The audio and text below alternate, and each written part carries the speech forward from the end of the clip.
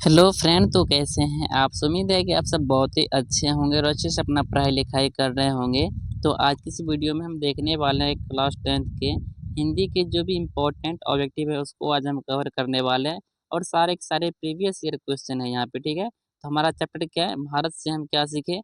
इसके पहले का वीडियो यदि आप नहीं देखे हैं तो चैनल पर जाके आप देख सकते हैं, ठीक है। तो बिना देरी किए हुए चलते हैं हम अपने क्वेश्चन की तरफ। हमारा फर्स्ट क्वेश्चन यहाँ पे, बादशाह अकबर ने जो सिक्का चलाया था उस पर किसकी आकृति अंकित है, ठीक है। तो लक्ष्मी गणेश की है, राधा कृष्ण की, या फिर राम सीता की, या फिर शिव पार्वती की। तो राम और सीता की, ठीक है, राम और सीता की। तो यहाँ पे हमारा क्या हो जाएगा, सी राइट आंसर हो जाएगा। अब हम चलते हैं क्वेश्चन नंबर 2 पे, ठीक है। तो हम चलते हैं किस पे, क्वेश्चन नंबर 2 पे।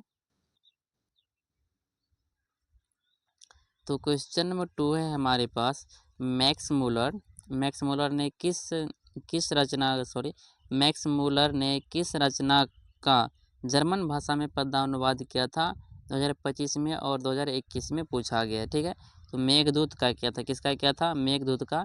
तो ऑप्शन यहाँ पे क्या हमारा क्या हो जाएगा, ए राइट आंसर हो जाएगा। अब हम चलते हैं क्वेश्चन नंबर 3 पे। क्वेश्चन नंबर 3 है हमारे पास, बादशाह अकबर ने जो सिक्का चलाया था उस पर कौन सा शब्द अंकित था। राधा कृष्ण था, सिया राम था, कृष्ण रहीम था, या फिर राम सिया है, ठीक है। तो क्या था, तो राम सिया था। ऑप्शन हमारे पास क्या हो जाएगा यहाँ पे, डी राइट आंसर हो जाएगा, ठीक है।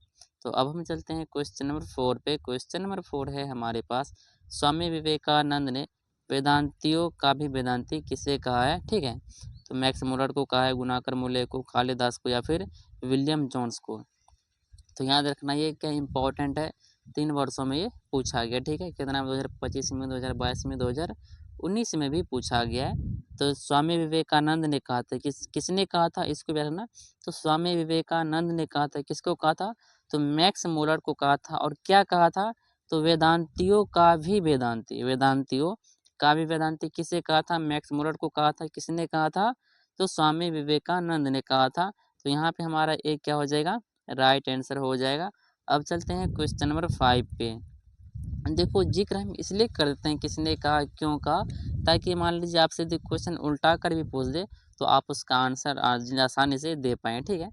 तो क्वेश्चन नंबर 5 है हमारे पास, यहाँ पे बोल रहा है कि मैक्स मूलर ने सर्वविध संपदा और संस्कृति सौंदर्य से परिपूर्ण किस देश को माना है। तो किसको माना है, चीन को, नेपाल को, भारत को, वर्मा को। तो भारत को माना है, ठीक है। तो ऑप्शन यहाँ पे हमारा क्या हो जाएगा, सी राइट आंसर हो जाएगा यदि आप पढ़े होंगे। और ये क्या है, तो ये एक भाषण है, ठीक है।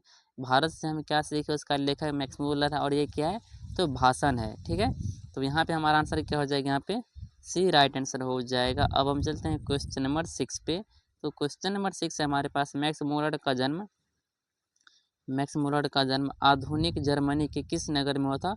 तो डेसाऊ में हुआ था, ठीक है। तो डेसाऊ नगर में हुआ था। आप यहाँ पे ऑप्शन चूज कर सकते हो, ठीक है। तो ऑप्शन यहाँ पे डेसाऊ है, हेसे है। तो यहाँ पे हमारा ए ऑप्शन ही क्या हो जाएगा, राइट हो जाएगा। कहाँ पे हुआ था, तो डेसाऊ नगर में हुआ था। तो हमारा यहाँ पे ए राइट आंसर हो जाएगा। अब हम चलते हैं क्वेश्चन नंबर 7 पे। तो क्वेश्चन नंबर 7 है हमारे पास, भारत किसकी भूमि है, ठीक है।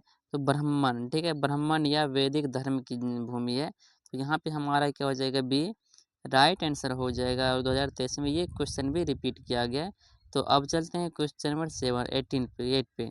तो क्वेश्चन नंबर 18 हमारे पास, वाराणसी के पास दारिस नामक सोने के सिक्के से भरा घड़ा किसे मिला था, ठीक है। तो किसको मिला था, तो वो मिले था वॉरेन हेस्टिंग को, नहीं वो नहीं, वॉरेन हेस्टिंग को भी नहीं मिला था। किसको मिला था, लॉर्ड कॉर्नवालिस को, नहीं इसको भी नहीं मिला था। वो तो ऑप्शन में है नहीं, वॉरेन, हाँ वॉरेन हेस्टिंग को ही मिला था, ठीक है। तो यहाँ पे हमारा क्या हो जाएगा, सी राइट आंसर हो जाएगा, ठीक है। तो वॉरेन हेस्टिंग से 8 नंबर का क्वेश्चन हमारा सी राइट आंसर हो जाएगा। तो अब हम चलते हैं क्वेश्चन नंबर 9 पे। तो क्वेश्चन नंबर 9 है हमारे पास, प्रत्न मानव का अर्थ क्या है। तो उसका मतलब होता है, प्राचीन मानव जो होते हैं उसको प्रत्न मानव के नाम से भी जाना जाता है। तो उसका अर्थ यही होता है, प्राचीन मानव, ठीक है। यहाँ पे हमारा डी क्या हो जाएगा, राइट आंसर हो जाएगा। अब हम चलते हैं क्वेश्चन नंबर 10 पे।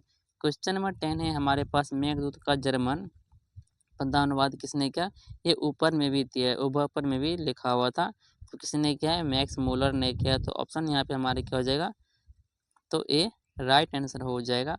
अब चलते हैं क्वेश्चन नंबर, पद्मानुवाद कौन किया था, तो मैक्स मूलर किया था। अब चलते हैं 11 पे नंबर का क्वेश्चन हमारे पास, कितने वर्ष की उम्र में, कितने वर्ष की उम्र में लिपजिंग विश्वविद्यालय में मैक्स मूलर ने संस्कृत का अध्ययन प्रारंभ कर दिया था। ठीक है, तो 18 वर्ष की उम्र में अध्ययन करना शुरू कर देता है संस्कृत। कहाँ पे, तो लिपजिंग विश्वविद्यालय में। इनको भी आपको याद रखना है। तो यहाँ पे हमारा सी क्या हो जाएगा, राइट आंसर हो जाएगा। अब चलते हैं क्वेश्चन नंबर 12 पे। क्वेश्चन नंबर 12 है क्या हमारे पास, हकर्स क्या थे। ठीक है, तो वो क्या था, पुरातत्व प्रेमी था, या फिर भूवैज्ञानिक था, भाषा वैज्ञानिक था, वनस्पति वैज्ञानिक है, तो वनस्पति वैज्ञानिक था। यहाँ पे हमारा डी क्या हो जाएगा, राइट आंसर हो जाएगा। 22 में और 23 में दोनों वर्षों में पूछा गया है, तो इम्पोर्टेंट क्वेश्चन है, इनको आपको ध्यान में रखना है। अब चलते हैं क्वेश्चन नंबर 13 पे, निरिवंश विद्या का संबंध किससे 2021 में और 2023 में ये भी पूछा गया। ठीक है, तो उससे किसका संबंध है, तो मानव विज्ञान से संबंध है। तो यहाँ पे हमारा ऑप्शन ए क्या हो जाएगा, राइट आंसर हो जाएगा। अब हम चलते हैं क्वेश्चन नंबर 14 पे। तो क्वेश्चन नंबर 14 है हमारे पास, किस गवर्नर जनरल के समय 172 दारिस नामक सोने के सिक्के से भरा घड़ा मिला था। तो किसके समय में मिला था, तो वॉरेन हेस्टिंग के समय में मिला था। और उस समय ये किस पद पे था, तो गवर्नर जनरल था। कौन, वॉरेन हेस्टिंग्स था। ठीक, तो यहाँ पे हमारा आंसर क्या हो जाएगा, सी राइट आंसर हो जाएगा। अब चलते हैं क्वेश्चन नंबर 15 पे। तो क्वेश्चन नंबर 15 हमारे पास, हितोपदेश का जर्मन भाषा में अनुवाद किसने प्रकाशित करवाया, किसने करवाया था, तो मैक्स मूलर साहब जी ने करवाया था। तो यहाँ पे हमारा सी क्या हो जाएगा, राइट आंसर हो जाएगा। भारत से हम क्या सीखे, ये क्या है, ये आपको बताना है, कहाँ पे, कमेंट में लास्ट में बताना है। ठीक है, और उनका लेखक कौन है ये भी आपको बताना है। तो 2 क्वेश्चन आपके लिए यहाँ पे क्या हो गया, HW हो गया। ठीक है, इसका विद्या क्या है, कौन, भारत से हम सीखे, इनका लेखक कौन है, इनका विद्या क्या, दोनों आपको बताना है, कहाँ पे, कमेंट में। तो अब चलते हैं क्वेश्चन नंबर 16 पे। क्वेश्चन नंबर 16 है हमारे पास, मैक्स मूलर का जन्म कब हुआ था, 1823 में, 1824 में, 25 में और 26 में। तो 1823 में इनका जन्म हुआ था। ठीक है, कब, 1823 में जन्म हुआ। तो यहाँ पे ए क्या हो जाएगा, राइट आंसर हो जाएगा। अब हम चलते हैं क्वेश्चन नंबर 17 पे। 17 का क्वेश्चन हमारे पास, सर विलियम जोन्स समुद्री यात्रा करते हुए भारत कब पहुँचे थे, 1857 में, 1765 में, फिर 1600 ईस्वी में, फिर 1783 में। तो कब पहुंचा था, तो 1783 ईस्वी में पहुंचा था। तो यहाँ पे हमारा डी क्या हो जाएगा, राइट आंसर हो जाएगा। अब चलते हैं क्वेश्चन नंबर 18 पे। क्वेश्चन नंबर 18 है हमारे पास, मैक्स मूलर के अनुसार सच्चे भारत का दर्शन कहाँ हो सकता है, तो ग्रामीण भारत में हो सकता है। तो यहाँ पे सी हमारा क्या हो जाएगा, राइट आंसर हो जाएगा। क्वेश्चन नंबर 19 को देखते हैं, मेघदूत का जर्मन में अनुवाद किसने किया, तो वो क्या था, कौन, मैक्स मूलर ने। ऊपर भी एक क्वेश्चन रिपीट हो गया। ठीक है, तो अब चलते हैं क्वेश्चन नंबर 20 पे। क्वेश्चन नंबर 20 है हमारे पास, भारत से हम क्या सीखे, ये क्या है, ये आपको हमने कमेंट में बताने के लिए बोला है। तो आपको कहाँ पे बताना है, ये बताना है आपको सिर्फ और सिर्फ कमेंट में। तो ये आपके लिए क्या हो गया, HW। अब चलते हैं क्वेश्चन नंबर 21 पे। 21 का क्वेश्चन है हमारे पास, मैक्स मूलर को वेदांतियों का वेदांती किसने कहा है, किसने कहा है।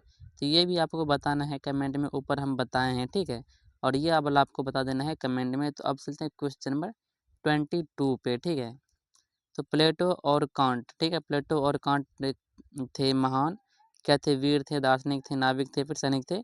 तो महान दार्शनिक था। ठीक है, तो यहाँ पे ऑप्शन हमारा क्या हो जाएगा, बी राइट आंसर हो जाएगा। 2020 में ये क्वेश्चन भी पूछा गया है।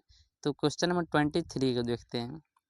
क्वेश्चन नंबर 23 हमारे पास, किसके अध्ययन क्षेत्र, किसके अध्ययन क्षेत्र में भारत के कारण नवजीवन का संचार हो चुका है। 2018 में ये क्वेश्चन भी पूछा गया है। ठीक है, तो किसका हुआ है, नीति कथा का हुआ है।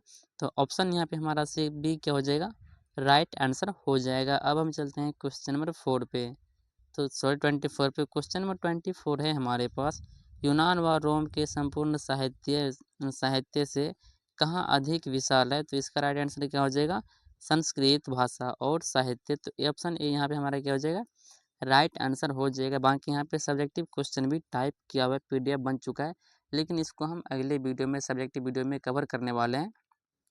तो वीडियो यदि आपको अच्छा लगा तो वीडियो को लाइक करके दोस्तों में शेयर कर दीजिएगा, और चैनल पे यदि आप नए हैं तो चैनल को सब्सक्राइब भी कर दीजिएगा। और ऐसा ही वीडियो आप देखना चाहते हैं तो मेरे चैनल को आप विजिट कर सकते हैं। बाकी अगले वीडियो में हम सब्जेक्टिव को कवर करने वाले हैं, ठीक है। तो मिलते हैं अगले वीडियो में अगले क्वेश्चन के साथ। तब तक के लिए धन्यवाद।